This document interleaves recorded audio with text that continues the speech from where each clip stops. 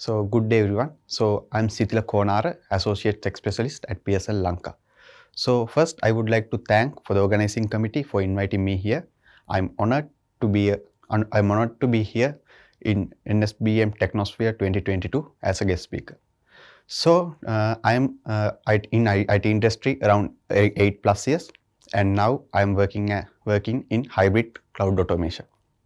So today I'm going to talk about cloud computing. During the session, I'll give you a brief introduction about what is cloud computing. In Sri Lanka, January 2022, Sri Lanka's total population is around 22.5 million.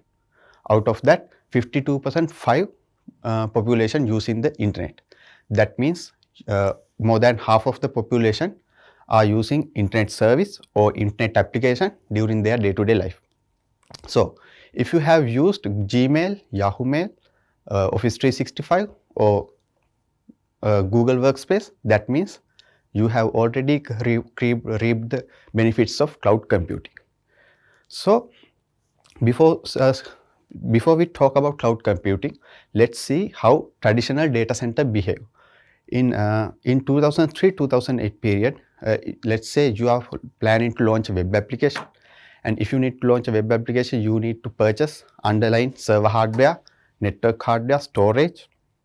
Then you need to purchase OS and other middleware applications, which cost you a lot. And you may take around 2-3 months to complete all the configuration.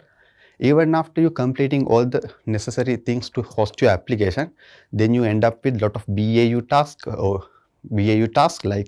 like OS upgrades, hardware upgrades, OS maintenance, patching, which is not relevant to your business application and business development. So with the cloud computing, now you have able to delegate that burden to the cloud provider and focus on your business or the business application.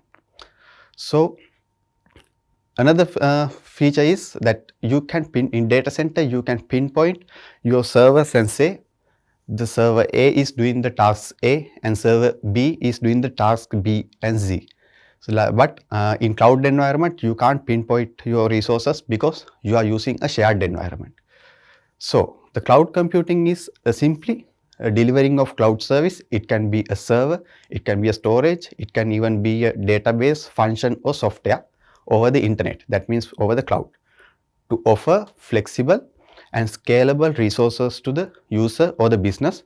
So user only have to pay for what they use, which enables user a flexible, scalable resources for their business needs. Now let's see what are the advantages of using cloud computing. There are many advantages of using cloud computing, and I list few out of them. The number one is cost. In traditional data center environment, you have to plan ahead, 2-3 years ahead and purchase resources. So you need to purchase or buy underlying hardware to the middleware, everything, and which you need to put a big investment. But in the cloud computing, you only have to pay for what you use. For an example, if you use a virtual machine for 10 days, you only have to pay for the computation power during that 10 days. Or if you purchase a storage service from cloud provider, you only have to pay for the utilizing capacity during the period. Likewise, with that, the cost has become very minimum in the cloud environment. The advantage number two is the global scale. When it comes to traditional data centers, scaling up is very difficult because you need to again purchase hardware and do all the configurations again, and it will take 2 weeks or month. But in cloud it is very difficult to scale in multiple regions when it comes to traditional data centers. If you want to do that, you need to rent multiple data centers and purchase or hire resources from them. But when it comes to cloud environment, almost all the cloud providers are providing their data centers globally, and you can scale up and scale down in any region in few minutes. The number three is performance and security. In traditional data centers, you need to maintain high performance and security to ensure good customer service. For that, you need to maintain hardware, you need to maintain OS, you need to do hardware and OS level middleware troubleshooting, which may no relationship to your business application. Also, you need to do patches, regular patches, EOL version upgrades, which consume lot of time. But with the cloud computing, this workload have delegated to the cloud providers. So cloud providers are using latest hardware, latest operating systems, and do regular maintenance and patches for their data center. Also, they apply lot of controls, policies, and technologies to ensure that their environment is highly secure. So with that, if you are using cloud computing, you can get highly performed, highly secure environment for your business. The advantage number 5 is the speed. Usually cloud providers provide their services as a self-service on demand. So you can quickly go to the portal and configure new resources according to your business requirement.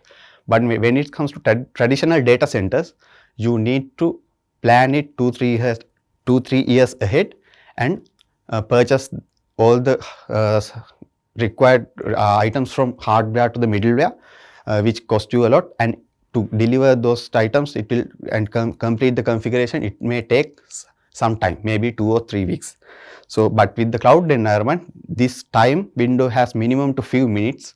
So the scaling up and scaling down has become very minimum. So with that, you can speedily configure new resources. Number 5 is productivity. So with the advantages I mentioned earlier, you have now you can save your money and time. With that, you can invest that saved money and time to your business development and the business application development.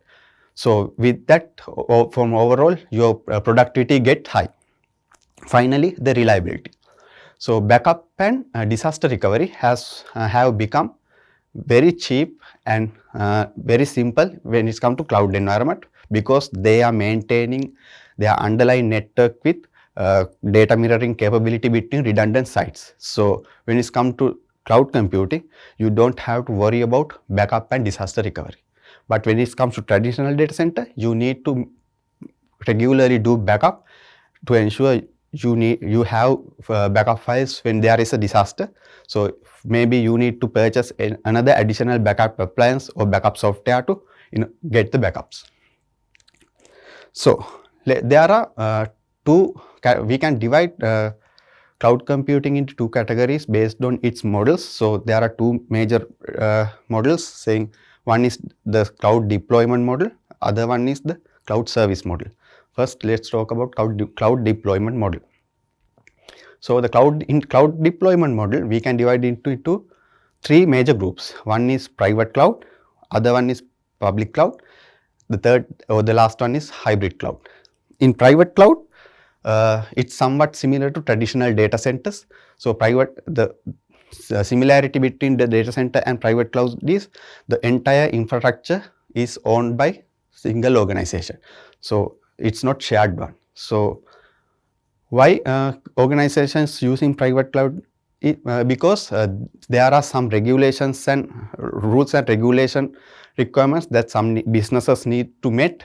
So in order to do that, they have to go with private cloud. For an example, there are scenarios like some data, some resources can't save or store in public internet. That control has been implemented by the local governments and regulations. So in that case, those businesses have to maintain their infrastructure environment locally.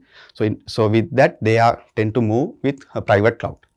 So the public cloud, the second one is the public cloud, which is commonly used in the global scale. So public cloud is maintained by a third party, and they maintain all the infrastructure, and they provide infrastructure or other services to their customer base. So their infrastructure is shared among all the customers. So for an example, Amazon, GCP, Microsoft Azure are some dominant cloud providers public cloud providers in the world. So the third option is the third deployment model is the hybrid cloud. So hybrid cloud is somewhat combination of on-prem data center or public private data center and public cloud. So there is a connection in between on-prem or private cloud and public data center. So organizations or businesses maintain hybrid environment when they are moving from data center or private cloud to public, or sometimes in order to comply with local rules and regulations. So let's see what are the different service models in public cloud computing. So there are three main service models in cloud computing. One is infrastructure as a service, the other one is platform as a service, the third one is software as a service.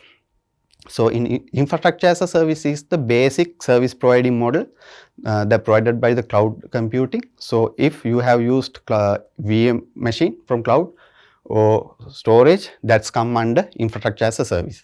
So in infrastructure as a service model, cloud provider maintain all the underlying hardware to the virtualization level. And as the user or the business, you need to maintain the OS, middleware, runtime, and your business application and data. So the second is, for an example, AWS EC2, Azure virtual machines are some infrastructure as a service, examples for some infrastructure as a service. The second option is, the second service model is platform as a service. In here, cloud service providers provide the environment on demand according to the customer requirement. For an example, let's say a customer need or business need to host a web application.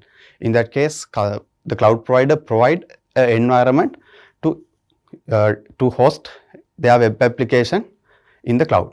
In that service model, cloud provider maintain underlying hardware, virtualization, operating system, and middleware. And customer only have to maintain and configure their business application and the data. For an example, if you have used AWS Lambda, AWS Beanstalk, or AWS Amplify, those are some examples for platform as a service model services. The final service model is the software as a service. So here, the entire infrastructure is managed by the service provider, from hardware to the application managed by the service provider. So these services usually provide to customer in subscription basis. So user has to pay monthly for their service, and they get a software or application for that. So usually, if you have used Gmail, Yahoo Mail, Dropbox, or Google Workspace, that means those are some examples for software as a service models. So I have found a video clip from YouTube, and I'll share it with you now. And end of the video clip, there is a quiz, and I hope you will answer for the question correctly. And during the video clip, it will cover what we have discussed so far in summarized way with nice graphical display. Thank you. Imagine you're the owner of a small software development firm and you want to scale your business up. However, a small team size, the unpredictability of demand, and limited resources are roadblocks for this expansion. That's when you hear about cloud computing. But before investing money into it, you decide to draw up the differences between on-premise and cloud-based computing to make a better decision. When it comes to scalability, you pay more for an on-premise setup and get lesser options too. Once you've scaled up, it is difficult to scale down and often leads to heavy losses in terms of infrastructure and maintenance costs. Cloud computing, on the other hand, allows you to pay only for how much you use, with much easier and faster provisions for scaling up or down. Next, let's talk about server storage.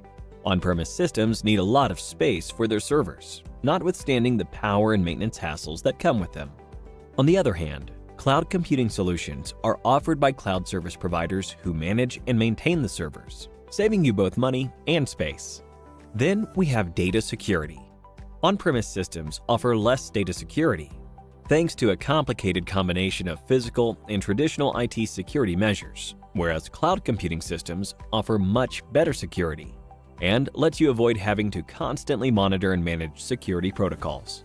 In the event that a data loss does occur, the chance for data recovery with on-premise setups are very small. In contrast, cloud computing systems have robust disaster recovery measures in place to ensure faster and easier data recovery. Finally, we have maintenance. On-premises systems also require additional teams for hardware and software maintenance, loading up the costs by a considerable degree. Cloud computing systems, on the other hand, are maintained by the cloud service providers, reducing your costs and resource allocation substantially. So now, thinking that cloud computing is a better option, you decide to take a closer look at what exactly cloud computing is. Cloud computing refers to the delivery of on-demand computing services over the internet on a pay-as-you-go basis. In simpler words, rather than managing files and services on a local storage device, you'll be doing the same over the internet in a cost-efficient manner. Cloud computing has two types of models: deployment model and service model. There are three types of deployment models: public, private, and hybrid cloud. Imagine you're traveling to work. You've got three options to choose from. 1. You have buses, which represent public clouds. In this case, the cloud infrastructure is available to the public over the internet. These are owned by cloud service providers. 2. Then you have the option of using your own car. This represents the private cloud. With the private cloud, the cloud infrastructure is exclusively operated by a single organization. This can be managed by the organization or a third party. And finally, you have the option to hail a cab. This represents the hybrid cloud. A hybrid cloud is a combination of the functionalities of both public and private clouds. Next, let's have a look at the service models. There are three major service models available: IaaS, PaaS, and SaaS. Compared to on-premise models, where you'll need to manage and maintain every component, including applications, data, virtualization, and middleware, cloud computing service models are hassle-free. IaaS refers to infrastructure as a service. It is a cloud service model where users get access to basic computing infrastructure. They are commonly used by IT administrators. If your organization requires resources like storage or virtual machines, IaaS is the model for you. You'll only have to manage the data, runtime, middleware, applications, and the OS, while the rest is handled by the cloud providers. Next, we have PaaS. PaaS, or Platform as a Service, provides cloud platforms and runtime environments for developing, testing, and managing applications. This service model enables users to deploy applications without the need to acquire, manage, and maintain the related architecture. If your organization is in need of a platform for creating software applications, PaaS is the model for you. PaaS only requires you to handle the applications and the data. The rest of the components like runtime, middleware, operating systems, servers, storage, and others are handled by the cloud service providers. And finally, we have SaaS. SaaS, or Software as a Service, involves cloud services for hosting and managing your software applications. Software and hardware requirements are satisfied by the vendors, so you don't have to manage any of those aspects of the solution. If you'd rather not worry about the hassles of owning any IT equipment, the SaaS model would be the one to go with. With SaaS, the cloud service provider handles all components of the solution required by the organization. Time for a quiz now. In which of the following deployment models are you, as the business, responsible for the application, data, and operating system? 1. IaaS. 2. PaaS. 3. SaaS. 4. IaaS and PaaS. Okay, so I think you have answered for the quiz correctly. So if you have answered as infrastructure as a service or IaaS, that is the correct answer. So let's jump into what are the common use cases that used in cloud computing. Number one is online data storage.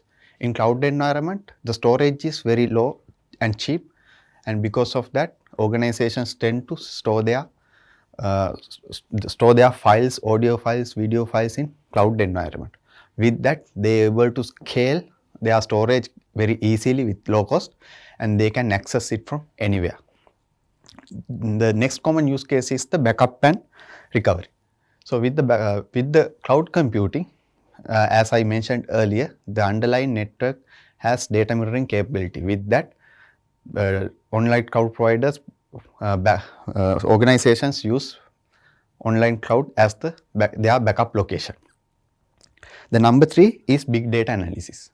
When we talk about big data analysis, if we do it in on-premises traditional data center environment, we require a lot of capacity. We need to fulfill capacity requirements to store that big data, and we need a huge amount of computation power to do the processing. But with the cloud computing, we have elastically scaling storage where we can purchase very cheap in a cheap price, and so we can store all the big data there. And there are a lot of analytical reporting services available with cloud providers that we can utilize for big data analysis. So organizations now move into cloud environment to perform big data analysis. The other common use case is testing and development. So when it comes to traditional data center, and you might need a development or testing environment. So in that case, in traditional data center environment, you need to purchase hardware to middleware everything and do the testing. But once you complete testing and development, those hardware stay idle, which is no value to the business. But with the cloud computing, you can easily spin up resources according to your requirement and do and complete testing and development, and after that you can terminate the resources. So you will save money and time as well. Now there are many cloud providers around the world, and I list few out of them. One is AWS, Amazon Web Services, Microsoft Azure, GCP or Google Cloud Platform, Alibaba Cloud, IBM Cloud, Oracle Cloud are few out of them. From that, Amazon Web Services are the dominant cloud provider, and they hold around 32-33% of total market share. And also Amazon Web Services, GCP, Azure totally holds around 65% of total market share. So let's talk about the current cloud computing market structure. So in 2006, Amazon starts their first cloud providing service with EC2 storage and the S3 storage and EC2 virtual machines. After that, cloud computing start to evolve and develop very fast, and now we have more than 450 services only in AWS cloud provider. So according to the Gartner research paper press release in 2021, they have predicted around 451 billion USD total revenue from cloud computing, and they predicted the number will go to around 971 USD billion by 2025. So you can get an understanding how fast this cloud computing grows. So with that, now there is room for new opportunities and innovations with the cloud computing. And as a freshers, as newcomers, IT professionals and business entrepreneurs, there are a lot of opportunities in the cloud environment. In the cloud environment, now if you planning to come to the cloud environment, you may think, what are the job roles as an IT professional? What are the job roles available in the cloud environment? So I list few out of them. In the Sri Lanka, as of now, there are a lot of talent acquisition teams, recruiters searching for individuals who has good knowledge in cloud computing and cloud configuration. And in Sri Lanka, the average salary is over 100,000 rupees for cloud engineer. So I'll list out few job roles that are work day-to-day job work with the cloud environment. The number one is normal cloud engineer or cloud administrator. So their main job role is manage and maintaining cloud resources. Also, there are some specialized roles like cloud security analysis, cloud network engineer. So cloud security analysis job role is to maintain cloud environment security and maintain and managing related services. Similarly, cloud network engineers job role is to manage and maintain the cloud network and related services. Also, automation engineers also using heavily the cloud services are heavily being used for that, because there are a lot of cloud services that can utilize. And so as an automation engineer, you need automation engineer now heavily use the cloud. With the cloud computing for automation, there are a lot of features and services are provided. So the automation engineer's job role is to develop automation resources or develop automation infrastructure. For that, as I mentioned earlier, there are a lot of services in the cloud environment. Similarly, nowadays DevOps engineers are also using cloud services resources for their day-to-day job work. So the DevOps engineer's job role is to maintain and manage infrastructure and tools that uh, required to deliver and deploy new software releases as fast as possible. For that, there are many services available in the cloud that make DevOps engineers' life easy. So if you are interested in becoming a cloud engineer, now you might think what are the skill sets that you need to know. In the cloud environment, there are a lot of technologies, tools and terminologies, and every year new technology arrives introduced to the cloud environment. So you need to be always up to date and you need to do a lot of research on that.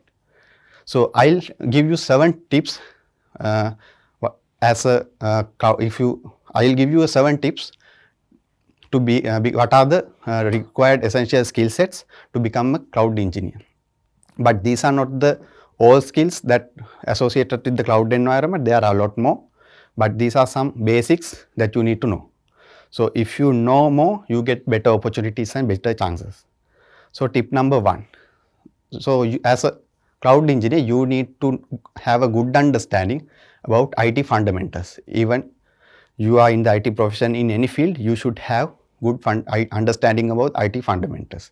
So you need to know what is OSI model, what are the layers, how each layer operates, what are the protocols, and you need to know how DNS works, how HTTP, HTTPS works, and you need to know how API calls operates. Those are some IT fundamentals you need to know when it comes to cloud computing. Tip number 2, you need to know Linux administration, because all the cloud providers run on top of Linux. Almost 99% of the cloud computing services are on top of Linux. So with that, you need to know how to manage users, how to manage permission, how to manipulate or edit change files, how to deploy package, patch package. Those are some basic Linux administration tasks that you need to know when it comes to Linux administration. Tip number 3, you need to know containers or Dockers. So containers is a virtualization technology. So this technology used to containerize applications. So here you need to know how to create an image, how to push images, how to spin up a container, how to work with Docker file. So those are some basics you need to know. Tip number 5, you need to know a scripting language. So I highly recommend to learn Python here, because Python is very powerful language that has many modules, features to do statistics, backend scripting and automation. So with that, all the cloud providers now provide Python as one of their scripting language. Also, there are many other scripting languages. So if you can learn 2-3 more, that's beneficial for you. For an example, there are Bash scripting, PowerShell, Java scripting, PHP. Those are some scripting languages. So as my 5th tip I'll give you, you need to know basics of cloud providers. So I recommend you to follow up a course like YouTube, Udemy or Cloud Guru and learn dominant cloud providers basics. You can learn AWS, Microsoft Azure or GCP. So you can learn cloud provider basics, and meanwhile you need to get hands-on experience. For that, you can create a new account, and all the dominant cloud providers provide 1 year free account for you, and you can use it for do your tests, lab work and developing test applications. Tip number 6, you need to know some DevOps terminologies and DevOps automation tools. So you should know CI/CD pipeline, continuous integration, continuous development pipeline. So it is a practice that used by DevOps teams. So it used to automate software development lifecycle. So similarly, you need to know some DevOps tools which used to automate the IT infrastructure provisioning, like Ansible and Terraform. Those are Ansible and Terraform are few examples for that. In Ansible, you need to know how to run a playbook, how to create a playbook, and in Terraform, you should know how to work with different providers and how to create different modules.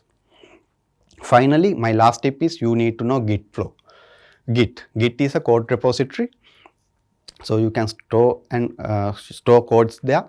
So here you need to know how Git flow works, how to commit code to a Git repository, how to push from Git repository, how to create a new branch, how to merge your codes. Those are some basic tasks that come with the Git repository. So as I mentioned earlier, these are not the only tools and technologies available with cloud. You need to do your own research on these, and you need to always be updated with the latest technology. So in conclusion, I would say cloud computing is a technological development that has big potential to be a great impact to the world, and according to the current market trends, it's clear in near future there will be more opportunities and that will be revolutionized in the future. Thank you.